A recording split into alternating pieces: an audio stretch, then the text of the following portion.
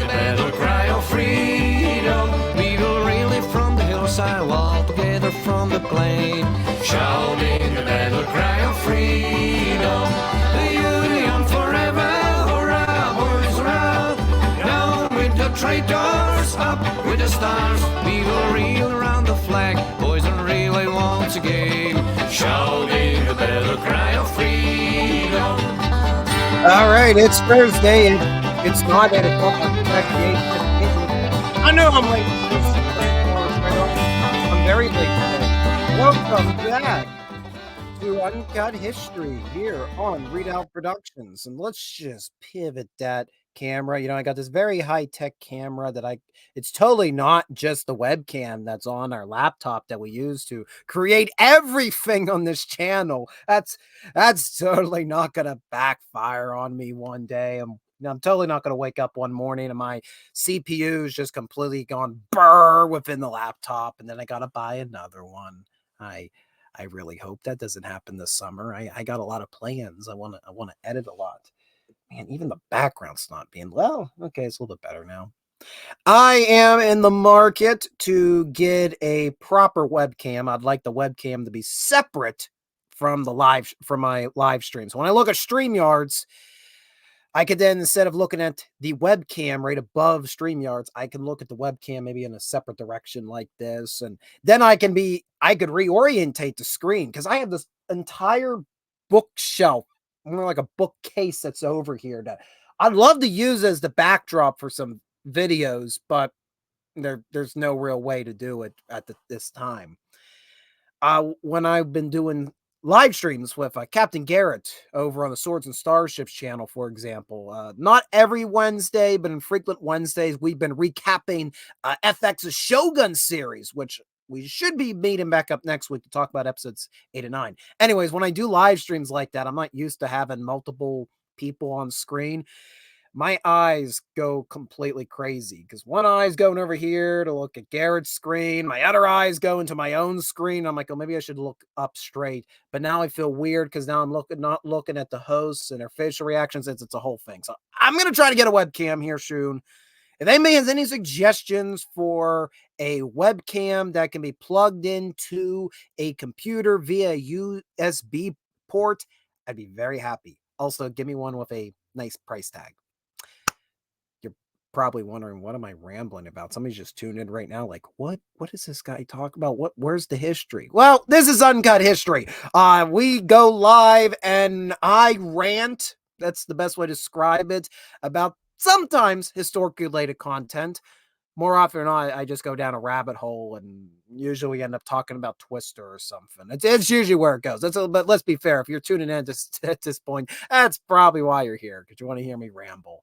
We do actually have a historical site we're going to talk about tonight. I didn't want to label this strictly the preservation shout out, because I have one site. That's all I got.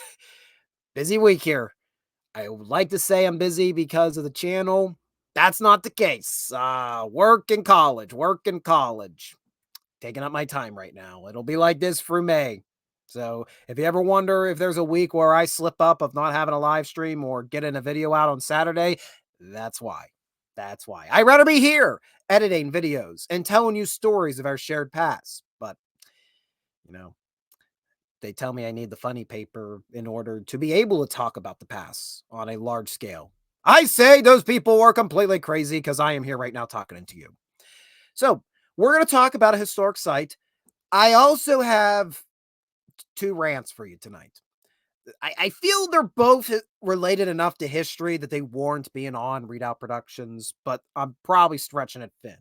One is about my issue with the mainstream press coverage of a movie that just recently premiered.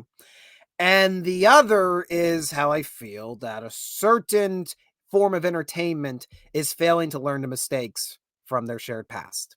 So we're going to talk about all that tonight. But first things first, thank you for tuning in. Again, Ghost of Howard's Right Arm. Thank you for all those who are going to tune in tonight here on YouTube and Rumble. Still haven't worked out what's going on with the hate book. I wish I could. All right, so let me go down here.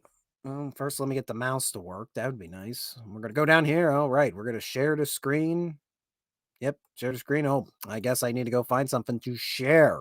I don't have anything pulled up to share. That ain't good. Let's go over here. Let's type in. Oh, that's right. My bookmarks are over here. Man, you can tell I'm very, very tired today. I am completely discombobulated. I just made up a word, I think. Discombobulated, not bocu. Who knows? Who knows? Man, when I started doing this, you can't see this, but my bookmarks, it was far smaller. It was far easier to access notes for the live streams. Now what's while we're here again, I'm scrolling through my bookmarks for Uncut History. The oldest one is June of 2023. I think we were talking about. Oh yeah, that was when the Titanic sub thing happened. Been a while. All right.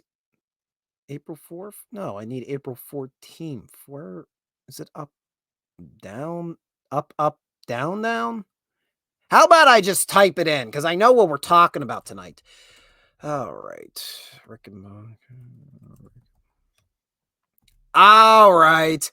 I got it all covered. I'm sorting it out. I think. I like to think I'm sorting things out. Um, discombobulated. DISCOMBULATE. I don't know. That's my dictionary. That's the Inzer dictionary on how to spell discombobulated. Let me move that light up. Everything's really dark tonight. I don't know why. It's very windy out. Here in Western Pennsylvania, where we apparently are now Tornado Alley, because we always get 50-mile-per-hour wind gusts, I swear, almost on a daily basis. Wasn't like that growing up, but that's where we live now. Here we are. Here is what we're going to talk about tonight. Man, I'm very winded. We are going to talk about the childhood home of Medal of Honor recipient Eddie Rickenbacker. This came to my mind last night because on A Drink with Crazy's Comic Shop Wednesdays, where he talks about a variety of independent comics, novels, music sometimes, all types of pop culture like that. I ended up throwing my name in the hat to get a shout out. Yeah, he talked about my most recent video that came out, and he had mentioned how much he wants me to discuss Eddie Rickenbacker. That's one of his idols growing up. I'm going to be honest. I don't know too much about Eddie Rickenbacker. I'm aware of him being considered the ace of aces for pilots from the United States during the First World War. I am aware of that. I know he got the Medal of Honor for his involvement. I, before today, did not know much more about him. I hear his name always talked about, but not much else. So I decided, why not? Let me go look him up, see what I can find, if there's any museums, historic sites. And I have found one, and that is his childhood home in Columbus, Ohio. Now, a little bit about, whoa, my mount. That's weird. I just now realize you can see my mouse. You can see my mouse, but I'm not on that screen right now. I'm actually back over in StreamYards. What happens if I hit solo set?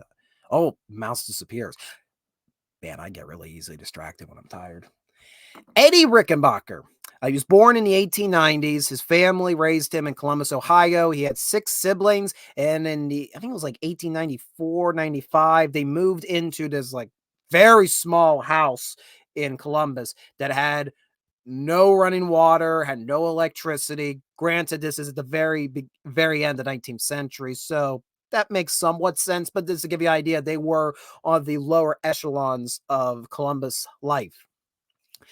Mr. Rickenbacker was highly accident prone. I read about how not once but twice his brother had to pull him out of the way from a moving coal car, to name a few other incidents in his childhood. But in any case, he will go on, and he had a big fascination with motors. Now, his fascination with motors kind of had to be put on the side because when he was just 12 years old, his father passed away, and Rickenbacker was expected to be the breadwinner for the family. But in any case, he ended up working his way, some odd jobs, and eventually found his way into the automotive industry when it was in its infancy at the dawn of the 20th century. I mean, we're talking old school cars back then. This is when, Fred Duesenberg is just coming on the rise, those type of mechanics. I don't even think Ford's really on the scene yet at this point. So, uh, Rickenbacker initially was involved being a assistant for executives of automotive industries, eventually worked his way up to being involved with car racing, and that's where he got a lot of his early fame in the 1910s, racing automobiles. He would compete multiple times in the at Indianapolis Motor Speedway, but he never actually won first place in those races, at least from those sources I was reading. Well, at the time of the First World War, he chose to volunteer for service, which is interesting because he did not necessarily have to. He had a very good salary that if he wanted to stay and kind of be complete, he had friends in high places to do that by the time he was a car racer. But in any case, he forego his racing salary, volunteered because he wanted to be involved with the new air wing that was being developed for the Army. Remember, at this time, there was not a strict United States Air Force. There were Army wings for the Army, for the Navy. The Marine Corps would get one. If you've watched their video about the Marine Corps maneuvers at Gettysburg in 1922, you'll get to learn all about those juicy details. And we actually talked a bit about the infancy of American military aviation just in last week's Retracing History, when we went and explored the 28th Infantry Division Shrine in the Pennsylvania Military Museum. But back to Eddie Rickenbacker. Rickenbacker had a fear of heights, but he had no problems. He wanted to get inside a plane because he was fascinated by how they can mechanize this, use a motor to propel something in the air. That fascinated him. So his love of motors put him in the cockpit of a plane during the First World War. Now, he would not typically have been allowed to enlist with the pilots in 1917 and 1918. To be a pilot back then, you had to be in your late teens, early 20s, and you had to come from a very high education. You had to come from like Harvard or Yale or something. You had to have influential people supporting you. He was 27 years old when he enlisted, so he was considered too old. And, OneDrive is reminding me that I have photographs from my last visit to Falling Water. Thank you for reminding me, OneDrive on Microsoft. Anyways, I'm getting distracted tonight. Anyways, so he was too old typically to be enlisted into the air wing. In addition, he had no secondary education. He had no degree to his name. That was a big no-no when you were going to get enlisted into the air wing. But again, he had friends in high places because of his position as a famed automotive racer. So they were able to pull some strings behind the scenes of like, no, you really want this guy. He knows his stuff about motors. Get him in. Yeah, the squirrels are popping out all over the place. So he's allowed into the air wing. Initially didn't get along too well with his peers, but once people started realizing, oh, he's not just here because he's famous, he actually knows how motors work, which is saying more than most of the people working on these planes at the time. So a lot of his co-pilots started warming up to him. And throughout his service, he would log over 300 hours in combat. He had over 100 aerial encounters where he would have an occurrence with the enemy, and it depends on who you ask. He can claim anywhere from 24 to 26 kills during the First World War. That's a very high number, especially for American pilots.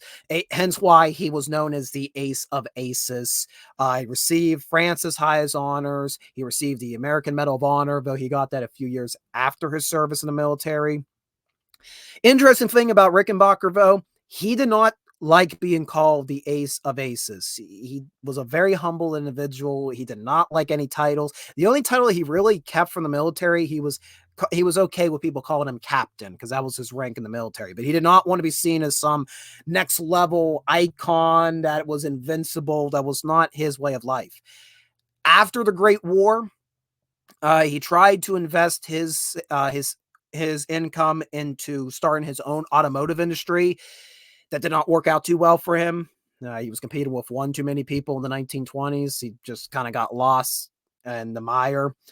So in 1927, to recuperate some of his losses, he took a offer to become president of the Indianapolis Motor Speedway, a position he would hold the whole way through the Second World War, believe it or not.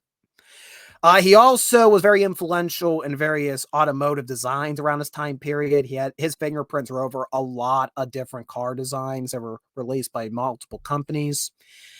And then the Second World War happened. And Mr. Rickenbacker, due to his fame from the First World War, was kind of sent around the Pacific theater of conflict, being toured around to promote. I guess it's kind of like the early days what we know today's USO, kind of promoting morale in the military force. Like, you know, if I can do it, you can do it. So he went on these tours to various military bases. Well, during one of those tours, his B-17 he was flying in, the pilot got lost over the South Pacific, and they ran out of fuel and crashed. And Rickenbacker and a small group of survivors survived 22 days adrift in the South Pacific during the Second World War, I want to remind you. And they were fighting off like sharks and other the elements, but they managed to survive, and many credit his leadership as pulling the crew through surviving. So if it wasn't enough that he was called the Ace of Aces, now he has this heroic survival story attached to his name. And he would continue to be a key figure in the automotive and airplane industries up until his death. So I went and researched that this guy that has a wild life story, I'm like, surely he has to have something attached to him. And of course, as I mentioned earlier, his house, his childhood home, does remain standing in Columbus, Ohio. Now, I did a little digging. The house itself was owned by the Rickenbacker family until the 1960s, but it's been a long road to get this into a museum. The Historian Ohio website says that in 2006, archaeological digs were actually conducted on the property that revealed not too much, but they ended up finding marbles, which actually supported Rickenbacker's story that he had fond memories of playing marbles in the backyard. So that's an interesting direct tie that they were able to excavate from Rickenbacker, showing you the cool stuff you can do with archaeology. But what they've been trying to do is they want to turn this into a museum, and they want to call it the Rickenbacker Woods Science and History Museum. Now, I can't figure out if the gray house in the photograph is the house they're referring to. They say there's another structure on the Rickenbacker property or adjacent to it that's tied to another individual. And that individual is photographed right here, Granville Woods. Mr. Woods was also a Columbus native, who ended up moving to Cincinnati, and he ended up moving up to New York, kind of moved around the mid-Atlantic region. He was a key inventor, particularly in the electrical field in the late 19th and early 20th century. Mr. Woods here is actually credited to developing over 45 different patents. Just some, I do have a nice little list here because my brain won't remember. Some of the stuff he ended up developing, he developed what he called the I can't speak. There it is. What do we get? 25 minutes in the video, and I'm going off the rails. Telegraphy. He developed a form of communication known as telegraphy, which essentially was an evolution of the telegraph, where you could combine telegraph messages and voice messages and transmit it on one wire. The caveat was it still came out in one Morse code. Don't know quite how that would transfer with the voice. Maybe you had to read it through like a system, and then the voice you would, you know how some of them dotted papers are, when you run them through, it'll start making very primitive noises. Maybe it was something along that. But his telegraphy revelation, he eventually sold the patent to the American Bell Telephone Company, and that of course will lead to the evolution of the telephone as we know it today.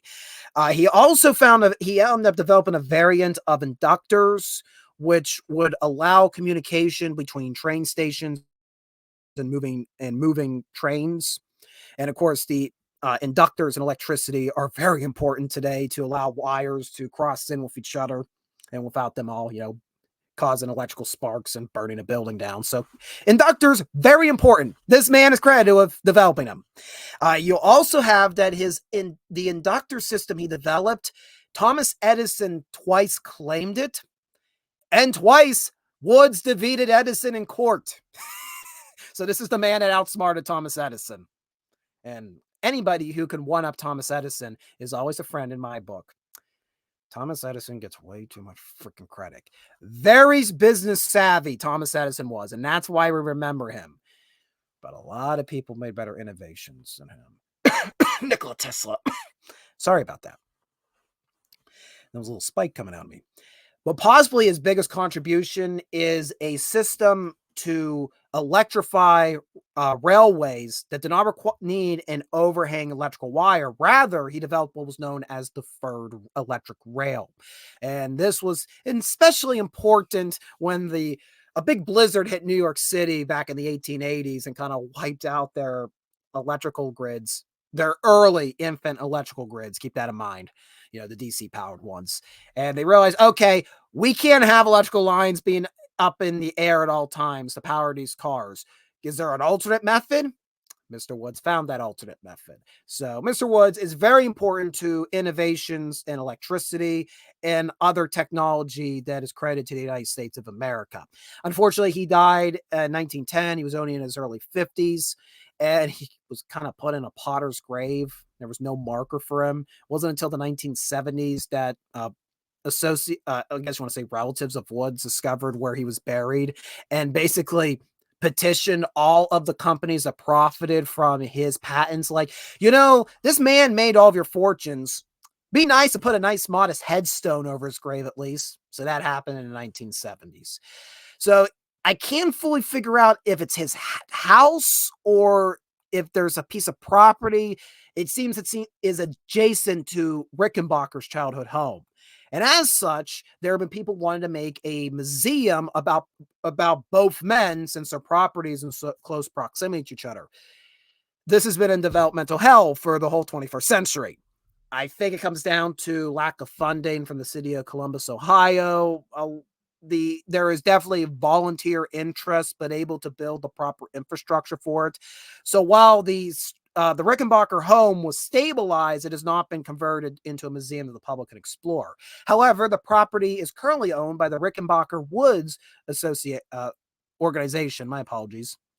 And we're going to read, foundation. Wow. Got that twice wrong. Let's read a little bit more about what they're all doing. The Rickenbacker Wood Foundation strives to ignite the spirit and innovation and perseverance embodied by the lives and legacies of Captain Eddie Rickenbacker and Granville T. Woods, providing youth access and opportunities to STEAM education while fostering the personal development of families in the community. Our campus serves as a resource for families in the community for the facilitation of programming that provides holistic opportunities for personal enrichment. So they're working right now. They do use Rickenbacker's property to host a variety of activities. They don't really do anything inside the building this time. One of the things they actually do at Rickenbacker's home is the market at Rickenbacker's Woods. It's an outdoor shopping experience located on the grounds of the home, held Saturdays from May through September. Each market features a variety of makers and vendors. And then you can actually see here on the map. We'll zoom out a little bit if you want to see where this estate is located. Right in the heart of Columbus, Ohio. Go down a little bit closer, and there you can see the Rickenbacker estate. They have this link for National Landmark Museum, and this is all I'm getting. I've tried to find more information about what they're doing to produce a museum. I cannot receive any information. So it would be nice if they had a bit more. When you go to the news, most of it is about their community outreaches, which I commend them for, but I would like to see a bit more about what they're trying to do to develop their museum. I think they have an education facility somewhere in Columbus, as that's where it appears a lot of these photographs, because you can actually see behind the educator here, there's a definite image of Mr. Woods. So it seems that they have an education facility where they're able to host a variety of activities for the youth of Columbus, Ohio. So yeah, I'm going to drop a link in we'll go back to the starting page for the Rickenbacker Woods Foundation, who are striving to preserve the childhood home of Medal of Honor recipient Eddie Rickenbacker, and as well as tell the story about another Columbus native, Mr. Woods here. So I'm going to drop the link in the description below. Should be appearing right about now on both the TubeView and the Rumble.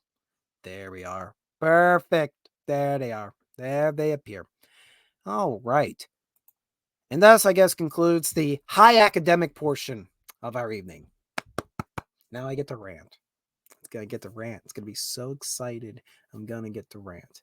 But before we continue, if you are tuning in right now, be sure to hit the like button down below. Let the YouTube algorithm know that you do want to see history. You do want to enjoy me rambling on live streams. YouTube's not really friendly to having it to a channel that has both live streams and videos. It's one or the other. You can't have both. So be sure to hit the like button down below. Indeed, buckle your seatbelts. All right. So a few days ago, Alex Garland's movie Civil War released. It's simply titled Civil War. Nope, it's not about that Civil War that we have the Fire Zoo poster for behind me.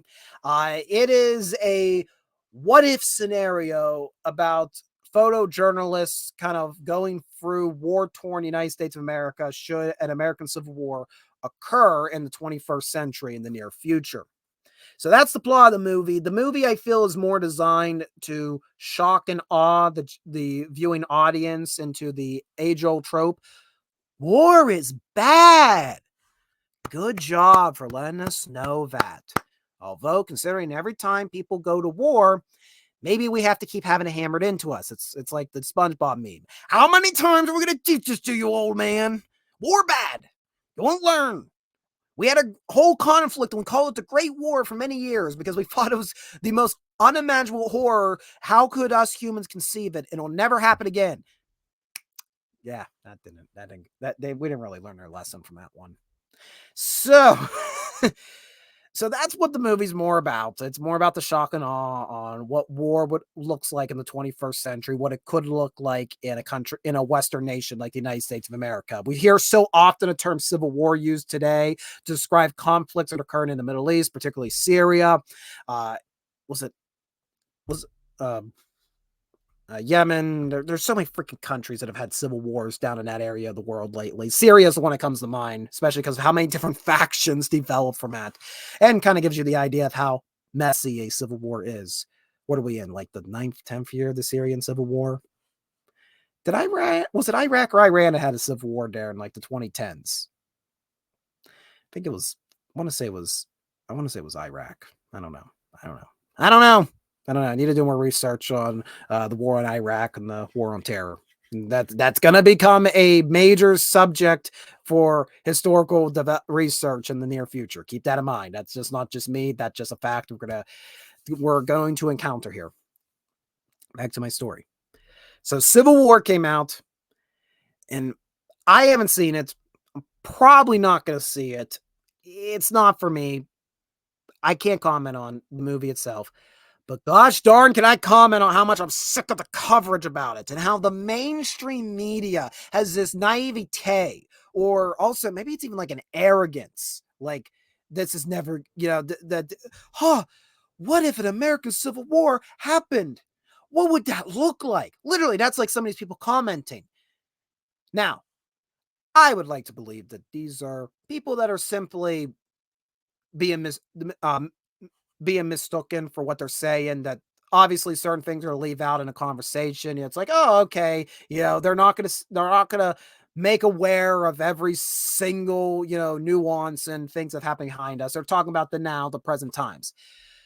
But in the past few years, I have lost all of my confidence in the press, in the mainstream media outlets, and people that call themselves journalists. I have lost all respect for them. I have lost all confidence that they're telling the truth. So yeah, I do believe that these people are legit that naive and do not realize that between the years 1861 and 1865, there was a little thing called the American Civil War that happened. And I also find it hilarious, these people going, oh, how horrifying. A photojournalist documenting a civil war in America. Oh, I hope that never happens. Here it is, right here. The photograph sketchbook of Alexander Gardner in reprint to this day of what? The American Civil War. And look, we got images of the locations involved with the American Civil War. It's like people actually did this in the past. It makes for fascinating stories. We should be telling the stories of men like Alexander Gardner and Matthew Brady and Timothy O'Sullivan, these photojournalists that went into war zones and photographed this conflict, this American Civil War. There is a fountain of wealth here. We're actually, interesting enough, I flipped to the Gettysburg section. Okay. Here, one of the most famous photos, and I'm probably going to get this whole stream deplatformed because I'm about to show it. Here it is in its horrible, lighty, blurry version, the Harvest of Death, somewhere on the first day's battlefield at Gettysburg. You want more shock and horror of what a Civil War in America would look like? Here, we got, not that one, not that one. Here, we got the photo of a home of a rebel sharpshooter. And you know what else, something too, that really irks me? That, at least from what I'm hearing from the comments on the movie and how much it gives complete, immunity to journalists. Like, well, they're just there doing their job, trying to report the truth. They don't want to bend anything. Well, here in this photograph, historians have proven that Alexander Gardner's team moved the body into Devil's Den, stage prop rifles, stage prop canteen and everything to make a story. That would not pass today. If you learned that somebody had done that today, they would be completely decredited. They would not be allowed to call themselves a photojournalist anymore. But, you never know. Maybe people get away. Maybe most of the photographs we see today, they're manipulated even to this day in 2024. So that's another thing I have a big issue hearing about from this movie, that yes, it puts the photojournalists in such a, their whole, they could do nothing wrong in a civil war. They're just trying to tell the truth. Well, this is what Alexander Gardner did. A photojournalist during the American Civil War did. He manipulated a scene to try to bend the emotions of people back home. By the way, it worked. I'm not even saying it was necessarily it didn't have important consequences, and it didn't help hammer home how awful this war was. But I don't think we would call that as being a professional today if you would do that in 2024. So yeah, the naivete, the ignorance of some of the mainstream media's coverage of, what would a civil war look like? It's stuff like this. It makes me so upset because it's like, historian's job, we try to tell you the things that happened in the past so you don't repeat it. There are many museums, many foundations and entities struggling to preserve just an acre of land where these historic events occurred. They use those as classrooms to educate about a civil war that occurred in the United States. To tell you about, this is what it looks like when war happens in our country. I know 160 years sounds long. It's really not. Remember, we still had people collecting pensions from the American Civil War because they were daughters or were wives of some of these Civil War veterans. There was only one, like 3 years ago, the last pension collector from the American Civil War passed away. It's not that far away, folks. It's not that far gone. These battles occurred in cities, in towns that still stand today. You can go to places like Gettysburg, Pennsylvania, Sharpsburg, Maryland, Fredericksburg, Virginia, even Atlanta, Georgia, even though it's very minuscule. You can go to these places and you will find damage from these battles. Why are these places located where they are today? Because a big battle occurred here. It's all there. The ruins, the destruction is still vestiges of it. Many people have argued that the United States never got over the American Civil War, that there's still a psychological damage that's passed through the generation, and why there's so much conflict over the interpretation of what the war meant. Now, somebody brought up a very fair point today to me that, well, civil wars typically are very messy. They have multiple sides and factions.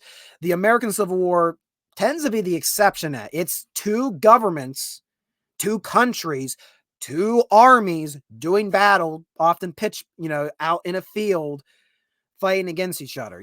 It's very different, it's far more sanitized compared to the civil wars that we hear about today, like in Syria. And you know what? That is a valid point. But the thing is, when you dig deeper into the story of the American Civil War, the more and more gray it becomes. And the less there are going to be two equal factions, and the more you see some ugly atrocities committed that have no reason to have happened. No reason other than, well, it is war. In my personal opinion, the American Civil War, us teaching it as simply being occurring from 1861 to 65, is a grave misconception. The more I read, the more I realize the true violent acts of the American Civil War go back to 1854.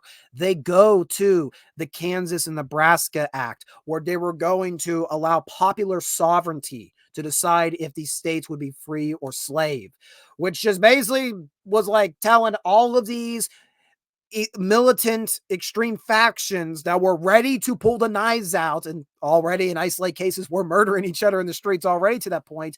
Oh, you mean we can go over and wage our proxy war over here and the government's really not going to do much to stop us? Okay. And since 1854 until the start of the American Civil War, you had these border ruffians going from Missouri into Kansas and just murdering each other.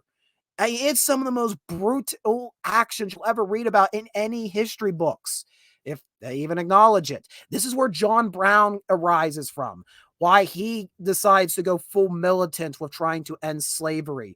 He murders multiple people only because their political allegiance is with slavery. Not necessarily because they own slaves, but merely because they had a political association with that faction. Murdered them.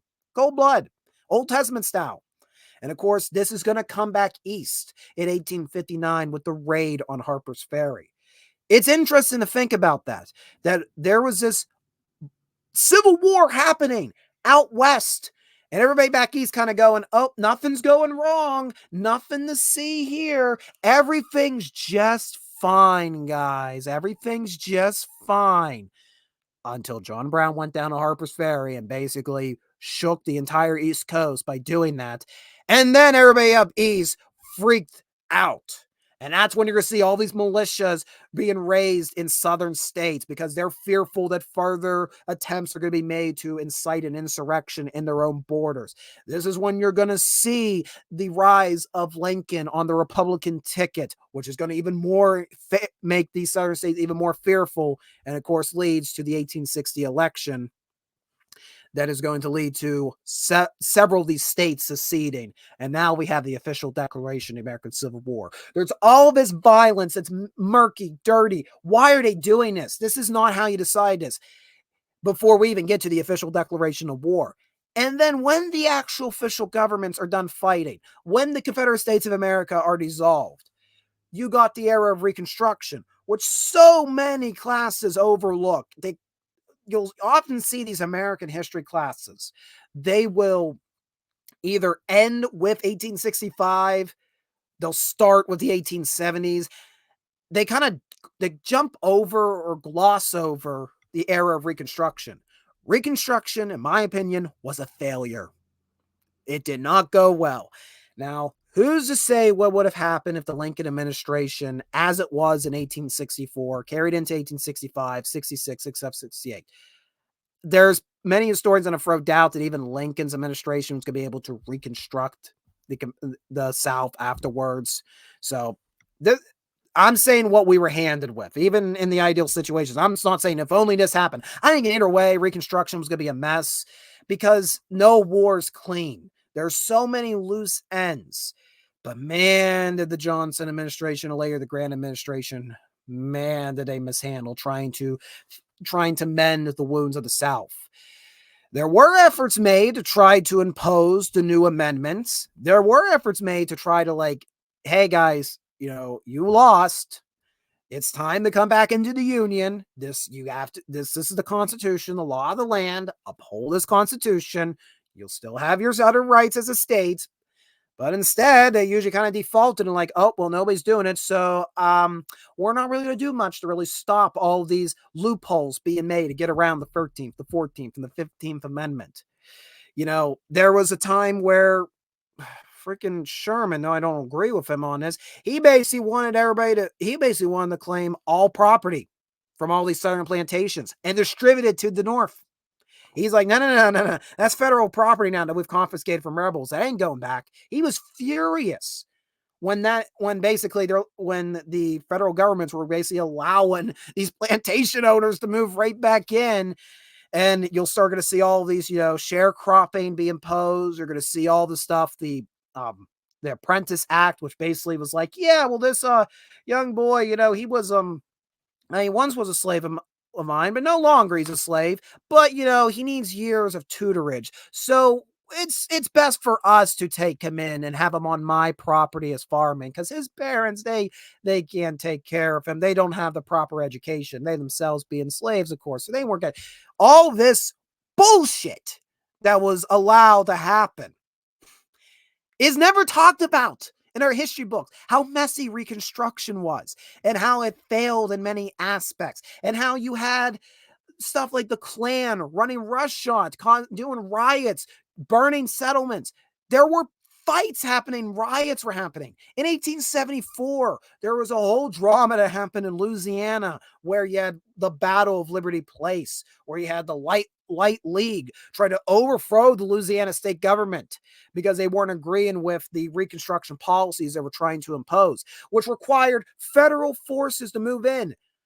It involved General James Longstreet, the same Longstreet famed from the Army North Virginia, leading forces to try to stop the White League.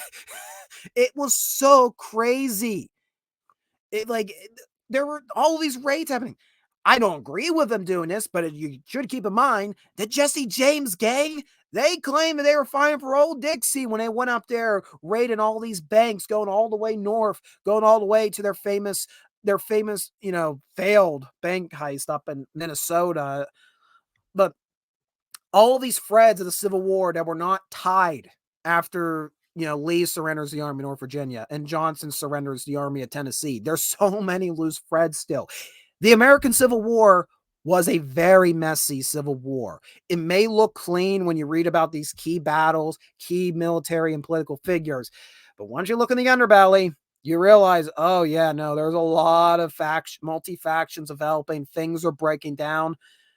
Look at Jones County in Mississippi. What happened there? You had that whole county revolted against the Confederate States of America. Look at Missouri. The whole Civil War in Missouri is a mess. That's where you get the inspiration for tales like the outlaw Josie Wales.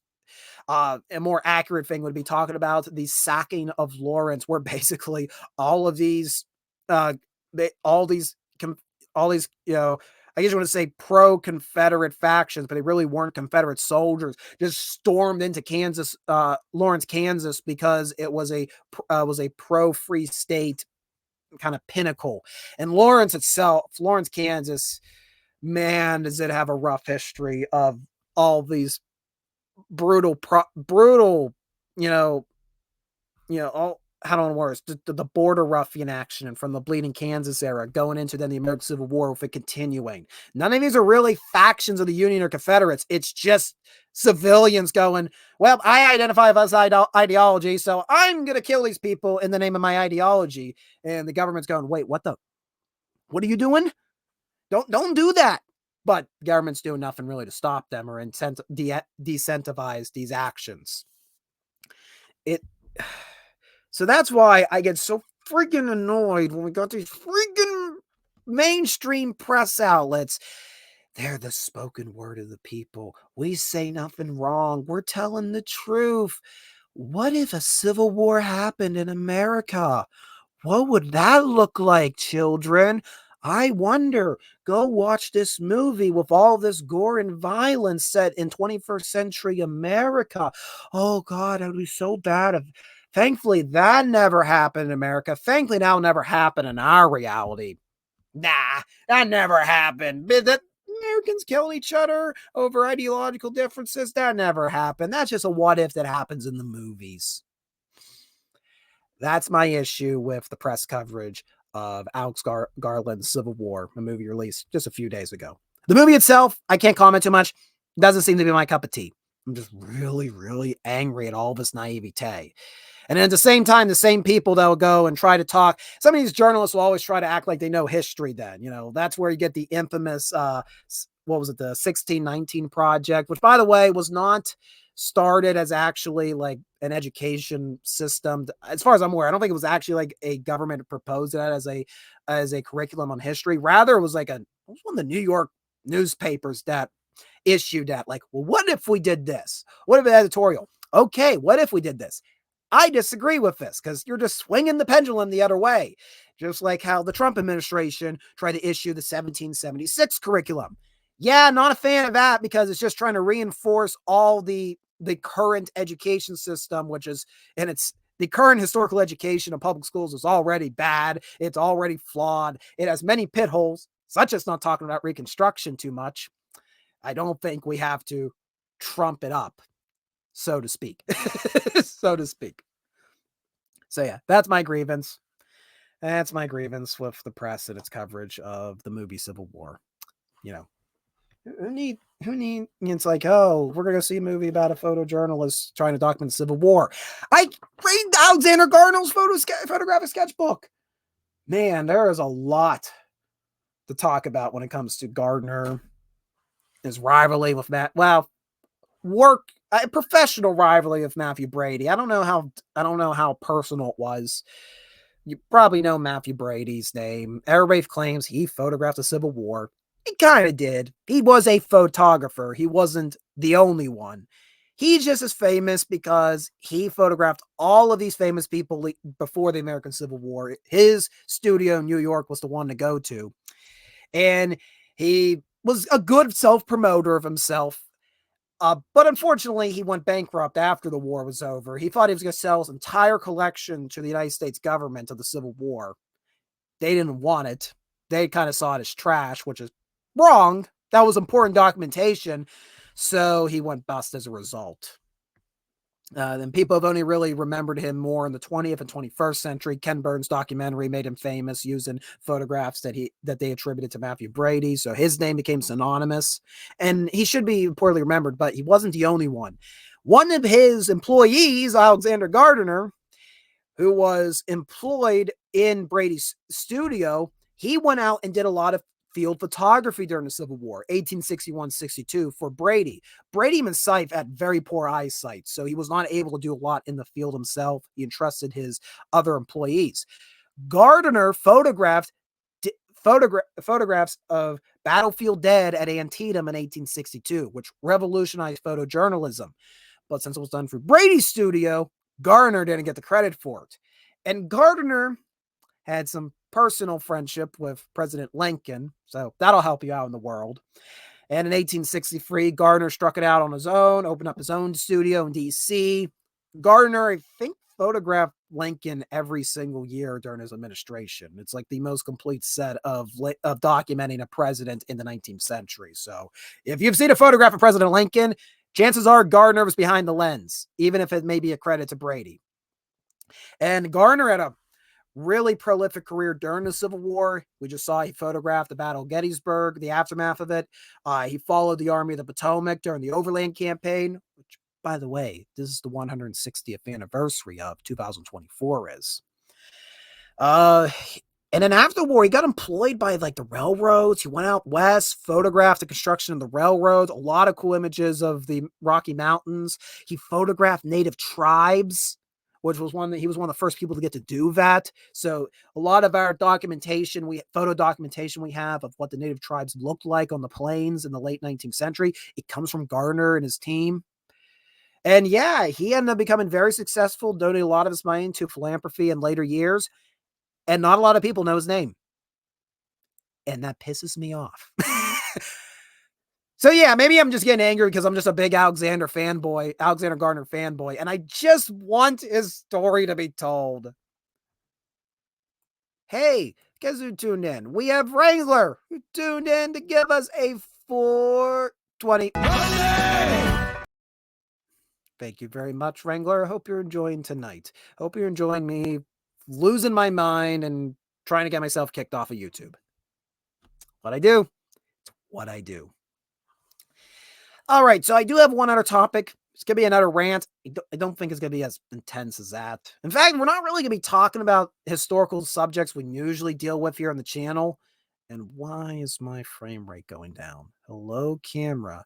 I am Spencer in 8-bit. Beep, bop, boop, bop, beep. So, you may or may not know that at one time I was a fan of professional wrestling. I don't know why it's called professional wrestling since it's all stage. For a while, some people decided to call it sports entertainment, but that's like too vague. It's like, well, they're still trying to imitate the act of wrestling and of combat. So it's not just sport, it's a particular type of sport they're mimicking. But in any case, we call it professional wrestling, whereas the Southerners worded wrestling. I think we R.H. Snow, the Queen of the Iron Age. She has a whole series of books about Texas and the post-apocalypse. I think she would coin the phrase wrestling. She would have WCCW where she was from, World Class Championship Wrestling. Okay. Any case, you can tell I actually am a very big professional wrestling fan. I'm throwing all these obscure references out.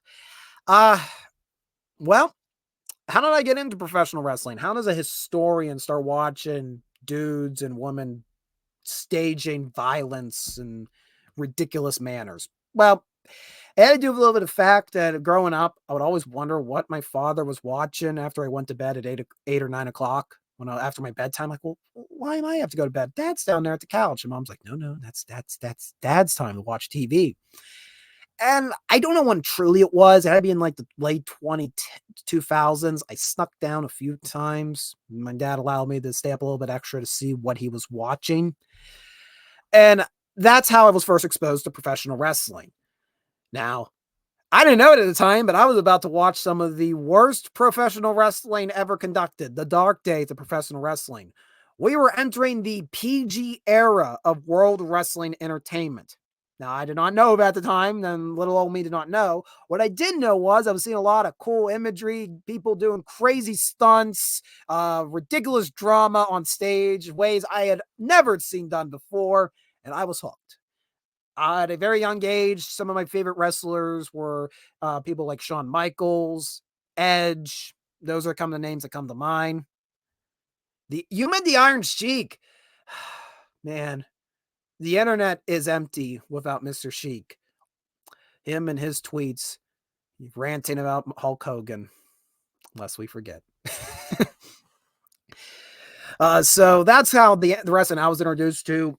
The first WrestleMania I watched live is considered the worst WrestleMania of all time, WrestleMania 27.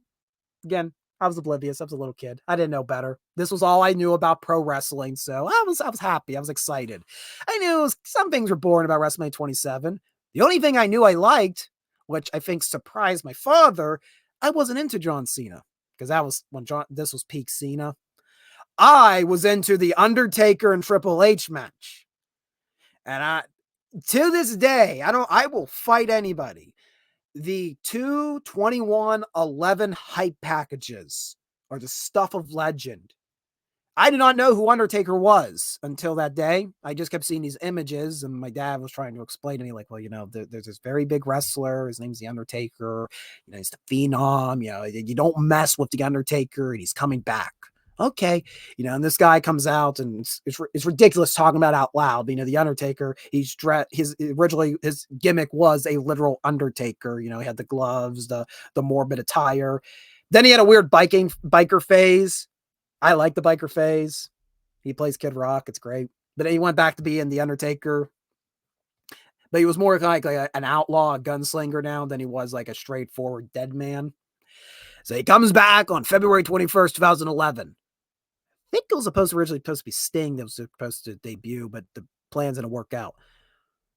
But the thing I remember most about that night was not Undertaker returning, but Triple H's entrance. Because I did not know who Triple H was. My dad's hyped up for days, who Undertaker is, and Triple H music hits, Motorhead's playing. We go from this, morbid orchestral music to rock music. And you have to understand, my family, I grew up with like 70s and 80s rock. So I'm like, oh, okay, this is music I like. This is my cup of tea. And this guy's coming out, looks like the ultimate badass. So I was hooked from there. And I was a Triple H fan.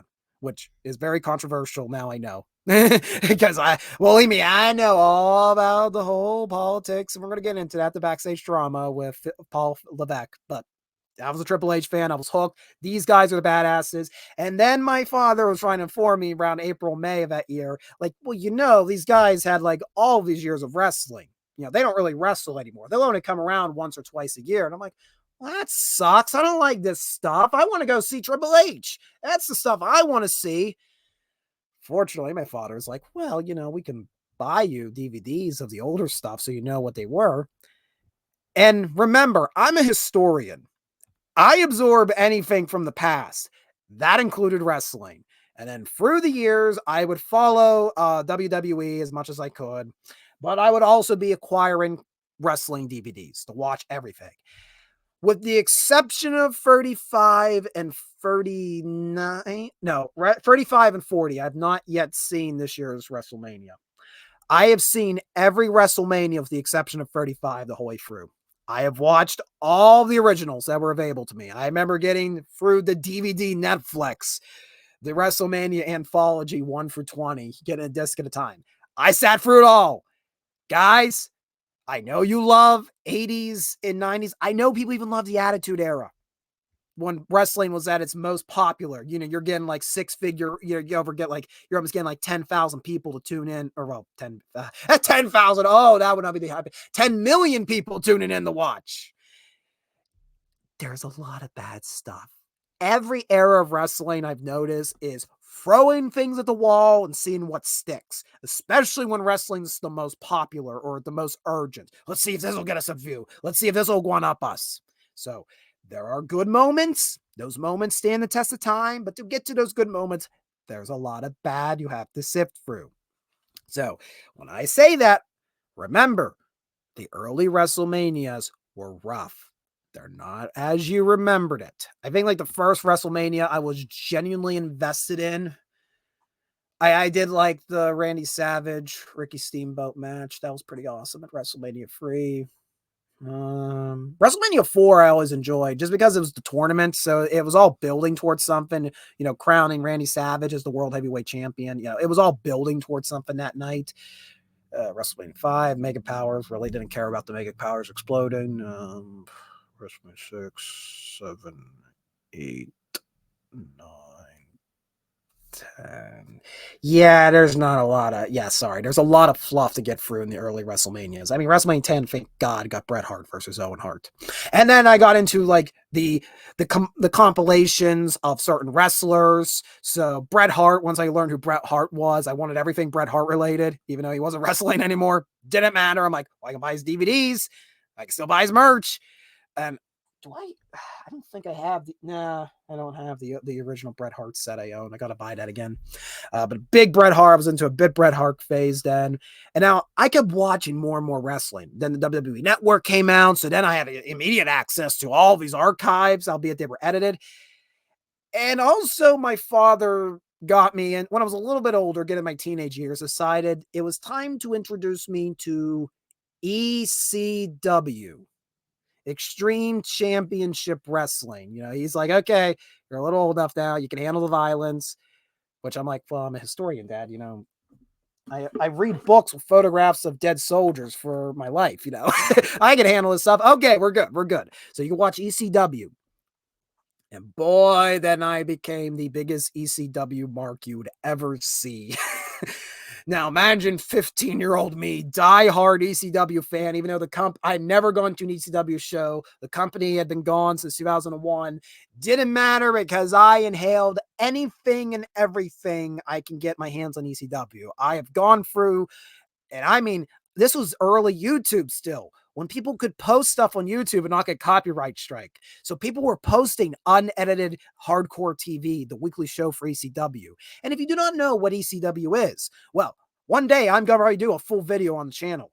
ECW was the alternative to early and mid 90s wrestling, when WWE, which was then WWF, and their rival WCW were doing very cartoonish characters, flashy neon colors that had come out of the 80s, and the 80s refused to die. ECW was the nirvana to the hair metal, if that makes sense. ECW was the Nirvana. This was the alternate music. This was the alternate product. It was grungy. It was dirty, lowly lit in a warehouse converted into a bingo hall that was used for wrestling shows. 1,000 people. I'm sure the toilets didn't work. Probably there was sewage halfway over the building. Very unsanitary. Would not happen in 2024 Pennsylvania. It was awesome. At least the visual was awesome. Now, I'm going to state it again. There is a lot of drama, a lot of politics behind the scenes when it comes to ECW. I acknowledge them. I don't care right now. I'm talking about what I saw with my own two eyes and got to enjoy as entertainment. So ECW was the stuff of legend to me. And that became like what I liked about wrestling. The reason I'm bringing all this up, and I could be here all day, by the way, I am very proud that I've gotten Tommy Dreamer, Shane Douglas, and Rhino so far to autograph this. And Shane Douglas requires me to remind you that Rhino does not know how to do signatures. As he signed this, I wasn't paying attention. He signed it on the plastic instead of pulling the sleeve outside it. That's kind of my own fault. I didn't give him the sleeve to sign. It was the early days. I was getting autographs. So that's the story that Shane Douglas, he was laughing about, telling me. So I have to give that to you. Why is Shane Douglas significant? Because Shane Douglas is from Pittsburgh, so he's automatically great. That's my logic there. Yins are here. So just to give you an idea that though I did not live through the Attitude Era, live through the peak of wrestling, once I got hooked on wrestling, since I'm a historian, I absorbed it all, or as much as I could. So I have watched quite a bit of wrestling history, and I've become fans of wrestlers that sadly are no longer alive, like Roddy Piper. Now, my grandfather adored Roddy Piper.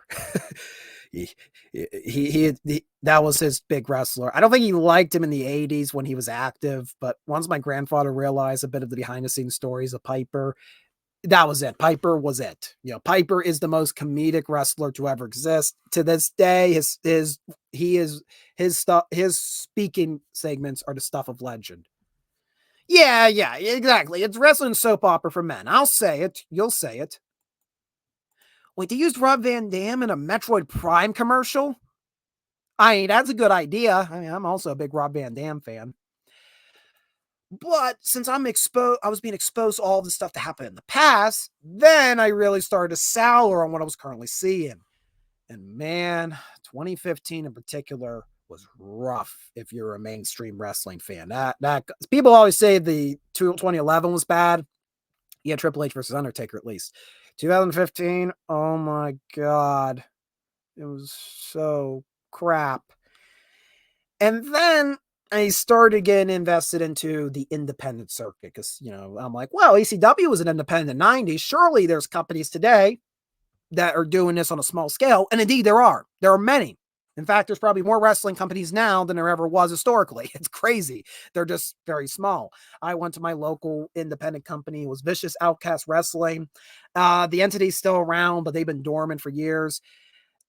Vicious Outcast Wrestling is a perfect microcosm for what I feel happened when wrestling's done right and wrong. They would draw in about 200 to 300 people. It was hosted in like a recreational facility near my house. They were able to have family entertainment, but they provided a wide variety of wrestling content. You had your standard matches, and they would experiment with some more extreme matches, a little more violent, a little more intense, but they sprinkled them out enough that it was like you would build these stories. And remember, these independent shows, maybe only do one show a month. They would build these shows up over the months, these stories, and then they would build up to maybe a violent match, like a ladder match or maybe a scaffold match. So you weren't overindulging on it. And you also kept your wrestlers safe, that you weren't doing this every night. You know, it's not a good idea to throw people through panes of glass on one occasion, let alone every single night. And there are some companies out there that thrive in doing hardcore wrestling on a daily basis, ECW included. But after a while, you can't live off that. So make sure less is more in wrestling.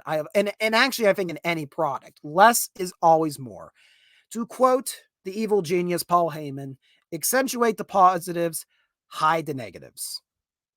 That's a philosophy I think many people, many facets of businesses need to lean into.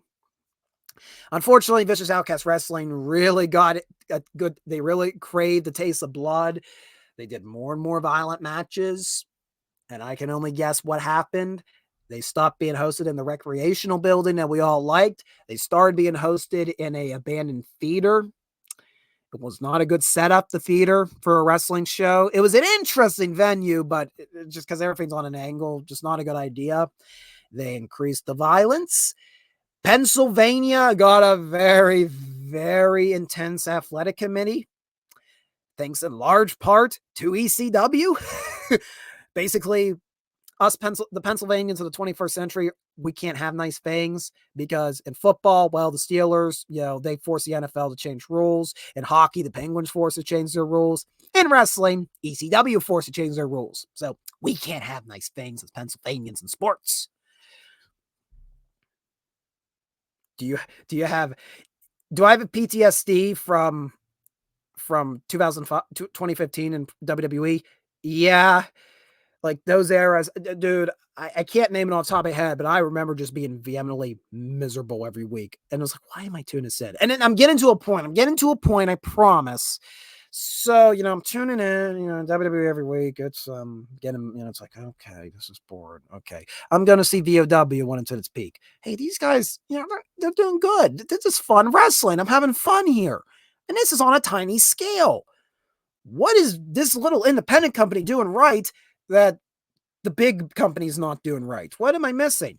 And then, of course, I'm starting to buy subscriptions to see other independent companies because now the internet's really exploded. You can really now stream all the stuff. I'm tuning into stuff from Combat Zone Wrestling, the spiritual successor of ECW. They're a scary company. They do some scary stuff. I started tuning into Pro Wrestling Guerrilla out of California. There are a lot of cool guys out there. You may know their names of today.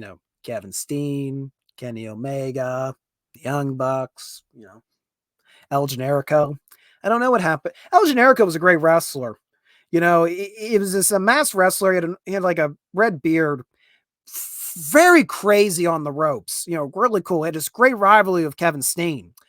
But then he retired apparently and went down to save them starving children down in Mexico or down in Ecuador, from what I was last told. And ever since then, there's been a guy with the same moveset by the name of Sami Zayn, but he's just not the same.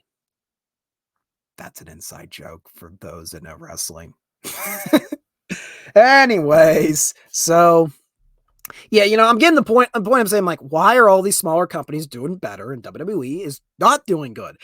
And then we get into what I call the frustration era, which is like the late 2010s, where WWE is starting to hire all of these good wrestlers in the independent scene. And they're putting them in, and they're putting them in their developmental league known as NXT. And NXT was once the laughing stock of WWE because they would just basically run it like a game show. Well, then Triple H and a team of his associates, will say, took over NXT and rebranded like, no, this is a strict wrestling show, but for developmental talent. And then NXT started becoming the best product in pro wrestling. I kid you not. It's crazy to think because it was only like 5-6 years ago. NXT was selling out arenas when WWE would go to a city to do one of their 4 major pay-per-views. They would have a big NXT pay-per-view. That was the sellout. People were going to see that. That was where the best wrestling was. And it was the developmental. And guess what would happen? These guys would get developed by WWE. They would graduate to the main roster and they would do nothing with them. They usually would be cannon fodder for 2 or 3 big dudes like Roman Reigns, or if Brock Lesnar was roaming around. And it's like, what the hell is happening? How are you still making money in WWE? Oh, because NXT, everybody's tuning into the network to watch NXT, so then you can see all these great wrestlers, get invested in them, and then get crapped on in the main league. Kind of ticks you off, kind of upsets you. Did you invest your time and energy to cheer these people on, to care about these characters? Because let's be fair, these wrestlers are playing characters just to get them crapped on by people who don't know how to use them. Hey, Wrangler, people from Iron Age, does this sound familiar to you folks? About, corporate individuals taking stuff you love and completely destroying it because they don't know how to use it. Wonder, this is not an isolated incident in the world of storytelling. And then eventually, I tuned out of WWE for a while. I was watching Japanese wrestling because it was the best.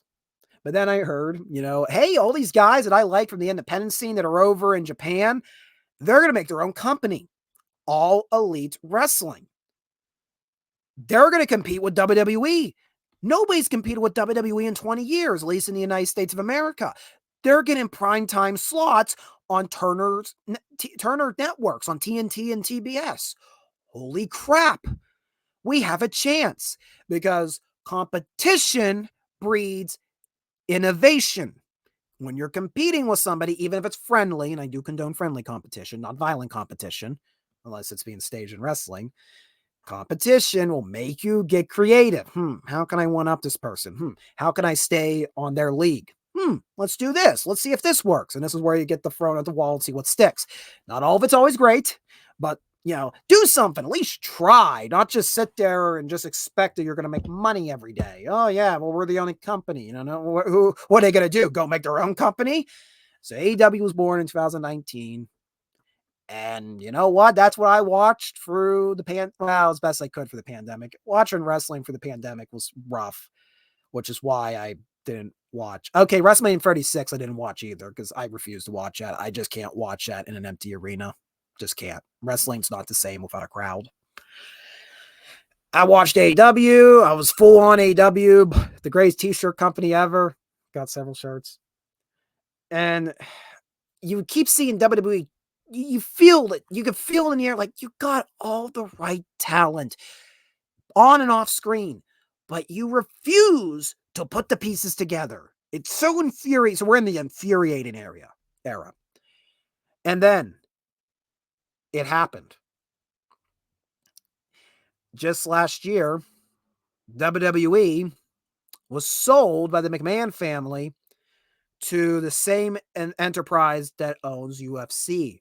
And they made a super entity known, what's it called? Is it Endeavor Sports or is it TKO Sports? It's one or two. They have like a certain name. I don't even know it. I don't think anybody knows it.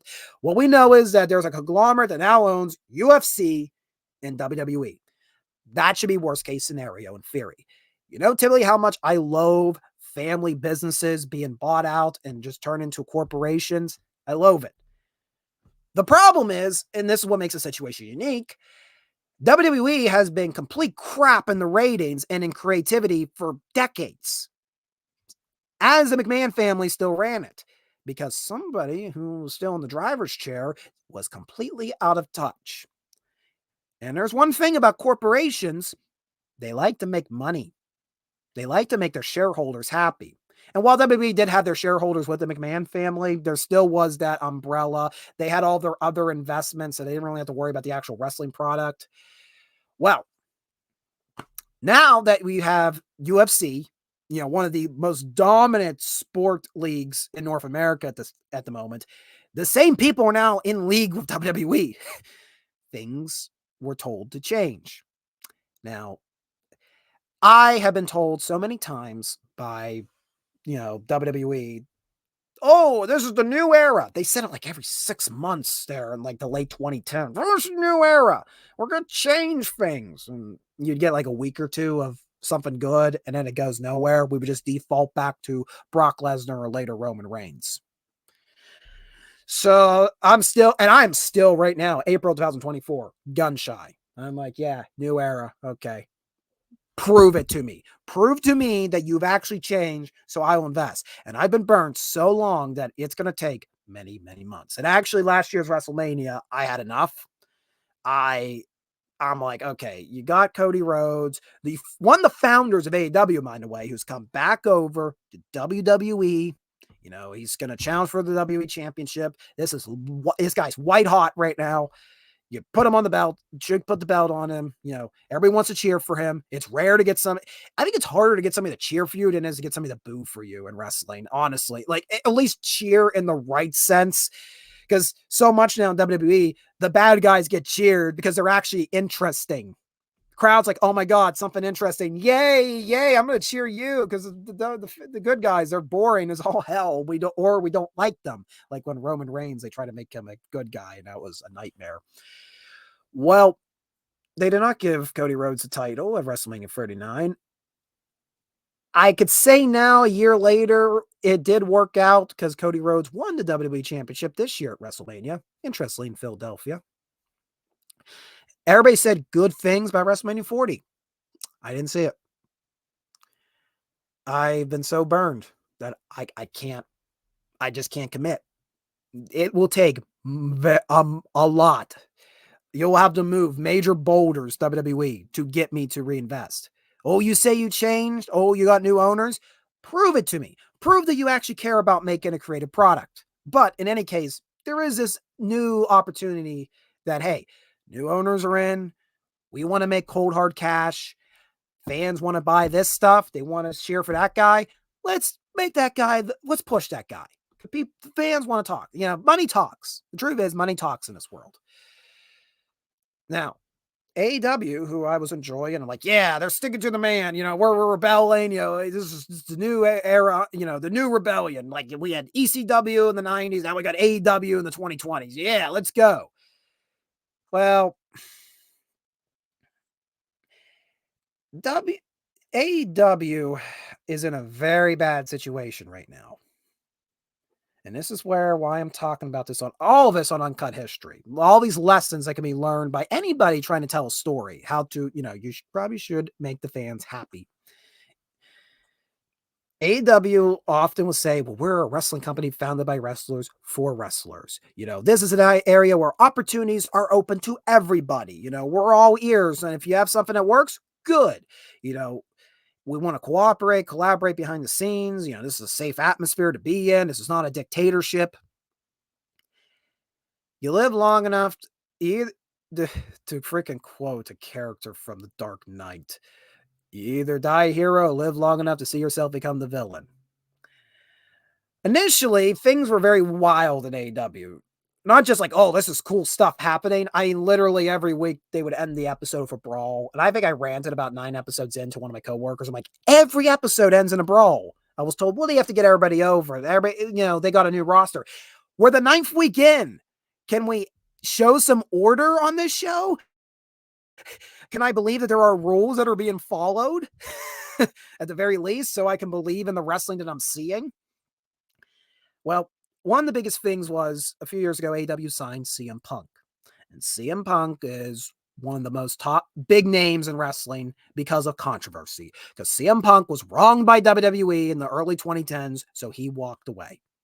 And everybody wanted him to come back, to speak his mind, to wrestle, all that. AEW in 2021 were able to entice CM Punk to come out of retirement. They made a whole deal about it, hosting this whole show in a very expensive venue in Chicago, his hometown to rent. It's places wrestling shows don't often host in. He came out. Biggest crowd reaction I've ever heard in wrestling. Still go see that. The level of noise Chicago made at night. I knew it was going to be loud, but not that loud. He was having matches. We were having fun stories. And then things started falling apart. He got injured not once, but twice, both times when he won the world championship. And things were said behind the scenes that made people uncomfortable and made them become paranoid that something was happening. And the owner of the company did not put a squash on these rumors and not try to ease the tension or try to lay the law down like, guys, I know you have personal squabbles. Keep them outside of our locker rooms. We can deal with the situation like gentlemen. Instead, people like CM Punk got into a lot of arguments behind the scenes. Now, if this stuff happened 20 years ago, we want to hear about it. There is a double-edged sword with us being so interconnected by the internet. It's great now that we can instantly communicate with each other ideas, thoughts, expressions that could revolutionize the world. It also puts a very, strict surveillance on, businesses and entities like, you better treat you people well, because if we find out you're not, it's very easy to find you out. And it's very easy to shut you down as well. The drawback of that also is now you get to see all the ugly side of everybody in the world. Stuff that people would keep bottled in normally, like me and my rant about Civil War. It's let out in full droves because a lot of people think, well, it's the internet. There's nothing, it's fake. That's BS, by the way. Treat the internet. If you're going to speak about something on the internet, treat it like you're talking to a person in public, and that this is going to be something you're going to be scrutinized with for the rest of your life. That's how the internet works today, sadly. Well, with wrestling, so much backstage drama has come to light over the years. More and more. It's every little thing everybody throws a hissy fit over, be it wrestling fans, the production team, or the talent themselves. CM Punk's just one example. He's not alone in this. But yeah, these very sensitive people who are now hypersensitive because they have the internet on them, and now we get to hear every thought and they have going in and out of their brains. Not necessarily a fun thing. It's like, okay, did I really need to know that? Did I know that you really didn't like this guy? Did you have an argument? Did you called, this gentleman out? I don't really care. Just put on a good show. That's all I ask. Keep the politics out of the locker room. Well, on 2 occasions, CM Punk found himself in the middle of a backstage brawl. First, with the executive vice presidents of AEW, who are also wrestlers. And then he found him he got into a confrontation with a wrestler by the name of Jack Perry. This last one occurred several months ago. And as a result of that, CM Punk was either fired or he quit AEW. It's still just everybody claims something different. So that happened. That was a very black mark for AEW. It's like really made you question, like, hey, if this was supposed to be a wrestling company for wrestlers, and now one of the top wrestlers just walked out and said you're all unprofessional. How did this guy saying he was loving coming here, was excited to be here, in 2 years it turned to I hate this company and I need to be out of here now? And not only that the man who said he would never go back to WWE, just like 2 months after he left AEW, signs with WWE, where he is right now. What is the hell is going on with AEW backstage? How petty are these people? Did the internet just make them all crazy? Actually, I think yes. I think it made everybody crazy in the world. And here we are. Yesterday, AEW had an episode, and lately they've not been doing good in the ratings. Cody Rhodes left, one of their founders. He's back in WWE. CM Punk, their top star, left to go back to WWE. You're hearing all this drama about every show's being chaotic. They're like writing this stuff the day before they go live type deal. And then they decide to release security footage, honest to God security footage of that fight I just described on live TV, to try to push a storyline that has nothing to do with a wrestler that's left the company. That reeks of desperation for a rating. That is low. That's just like scummy to do. Why would you do that? I don't trust this company. They're a bunch of immature brats right now. Which is the same thing I felt with WWE to an extent. I'm like, this company's being run. When I done with WWE, I'm like, this company is being run into the ground. Everything I hear about, I'm tired of the drama. I'm reading about every day happening behind the scenes. I don't want to watch this product. I'm sick. Now I hear the same thing about AEW. I actually haven't watched AEW since the second fight with CM Punk, because it had nothing to do with that. Well, CM Punk's on TV. I'm not going to watch. No, it was just more guys, this happened once. You should have solved it. You didn't solve the problem. I can't trust you to put on a good product. I'm turning off. You're looking like WCW, which 20 years ago ran itself in the ground because leadership lost the plot and let egos prevail. You're not learning from history. You're not learning from the mistakes of the past. You should have improved upon the mistakes previous rivals of WWE made, not just repeat them. So I can't go watch WWE because I've been burned so many times that I can't trust going near that place to watch wrestling. And now I can't watch AEW because they put all their drama out for everybody to see. Everybody's so immature in the in the wrestling field, in the entertainment field. Can't you guys just keep a lid on your mouth sometimes? Jeez.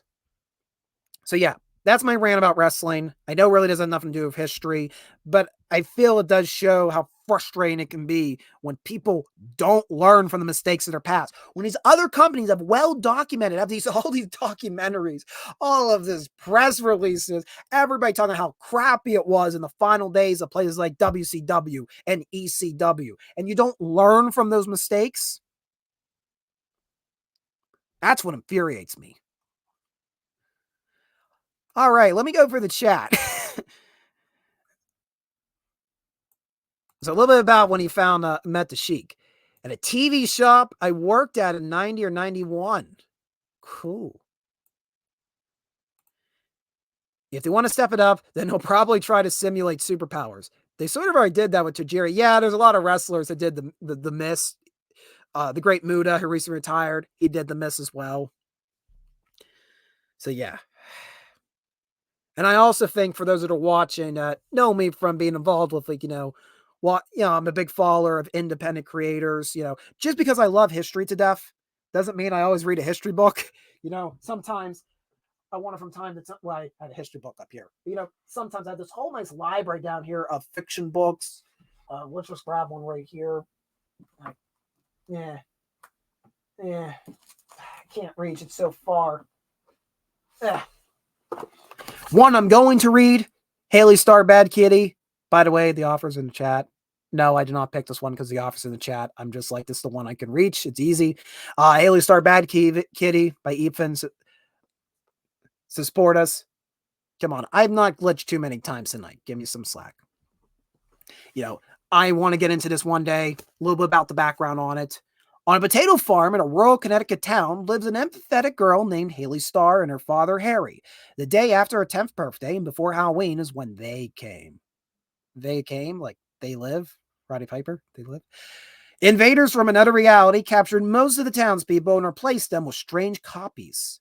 Haley narrowly escaped and her day became stranger still when she encountered the Egyptian goddess Bastet. Haley learns that Bastet knows how to use her own mystical energy to protect herself from the invaders, but she soon enters an underground facility beneath the town to find herself in a world of mysticism and strange technologies. Now Haley, with her friend Elizabeth and the help of some U.S. Marshals, must learn about the larger nature of her reality. The girls must wisely use their energetic abilities to stay alive, but more importantly, they must learn to understand themselves in order to handle the challenges ahead. That sounds like a lot of fun. That sounds like some escapism from life. I want to entertain myself. Because believe me, guys, when I do research, there are moments where I just go, my God, this is so depressing. Why are we living in the world? Hey, look, something fun. Look, there's a cat on there, a potato gun. Sometimes you just need to escape for a bit. Unfortunately, a lot of the people that for years we entrusted to give us escapism, to produce all these great stories and characters to live by. And for some people, those were people they idolize, even though they're fictional. Those are good life lessons some of these stories trusted us with. Now it's the same crap over and over and over. They just rinse and repeat, and they get away with it too, like WWE did for many years. The same bad wrestling, never, and the storylines that went nowhere. They kept doing it with no punishment. They kept doing it. And AEW now, with all this, squabble, well, I don't like this, well, I don't like that, so I'm not going to work with that guy because I didn't like that guy's dinner or some crap like that. These personal petty squabbles or maybe even political squabbles. They can't put their differences aside to put out a good product, and they air it all for everybody to hear. And it's like, God, these people have millions of dollars, and and also they can just rant about their lives. I don't have time for that. If I'm gonna spend my hard-earned money on something that entertains me, like Haley Starr's Bad Kitty, or maybe something like a new animated project made by animators who just want to tell a good story. Something like, I know there's Lackadaisy that's coming out. The Amazing Digital Circus, just fascinating. I can only describe as, abyssal horror, it's seemingly funny, but there's this deep layers of, oh, we're all trapped in a video game. All these guys stuck in like a 90s video game.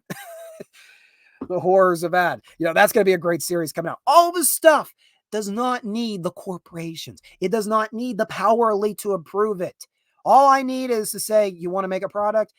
Let's get us all together. I'll fund that. Here's some money. I'm willing to buy that. I don't care if it's in a limited format, as long as it's good. That's all I matter. If you're good at something and you can accentuate your positive and hide your negative, we're all good. That's what I want. Less is more sometimes. Less is more. And I think you're going to see that more and more. You can argue, it used to be history only came from, you only got it from these certain scholars, and it was very limited. And it was because communication moved much more restrictive back then to really release like a historical finding. I mean, you had these high-ranking scholars, they were the historians, it was their way or the highway deal, and that's kind of how you get a lot of these mythologies over the years, like the Lost Cause movement, why they became so entrenched in parts of the United States and other parts of the world. These myths, it's like, that isn't true. Well, we're not rewriting the textbooks. We're good at telling a story. We're not willing to change it. But now you have people challenging history. It's like, but I found this other evidence that says otherwise. Now you're being more open. Now anybody can really get involved with telling history. As long as you go out there, seek out research and say, hey, according to this source, it states this. It conflicts with that, whether we already know.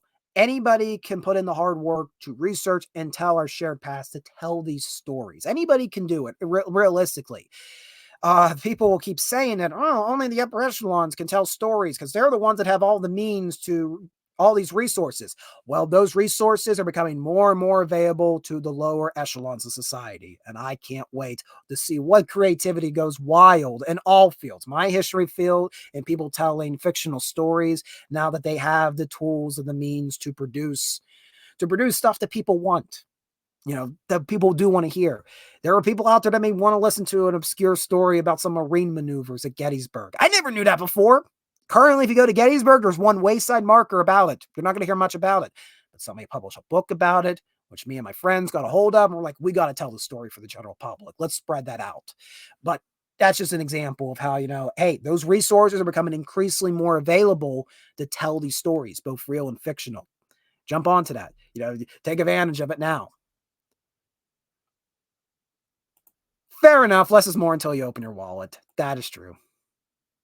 But I still think things being more, if you find a core thing that you like and you can focus on that, and it's like, I can't really afford this, and that, but I can really do this element, and I'm going to try really good to hype that up.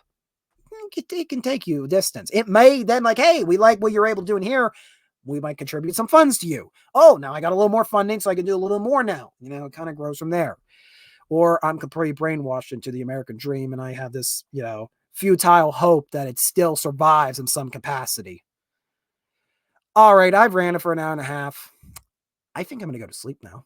I've woken everybody up in the house. See, here comes Fred.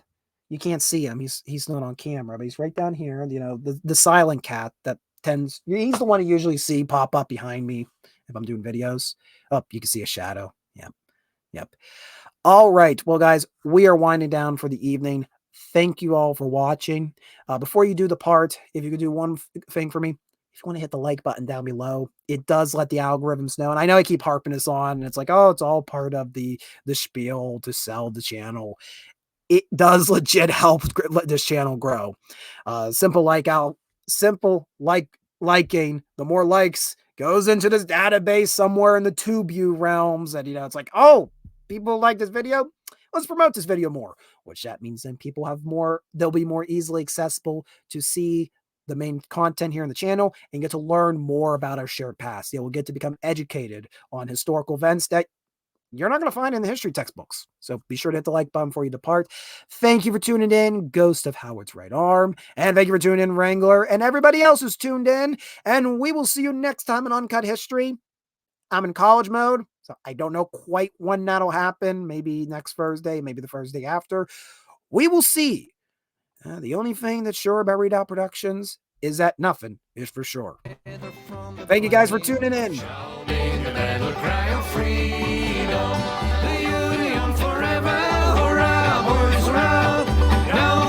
traitors up with the stars. We will reel around the flag, boys and relay once again, shouting the battle cry of freedom.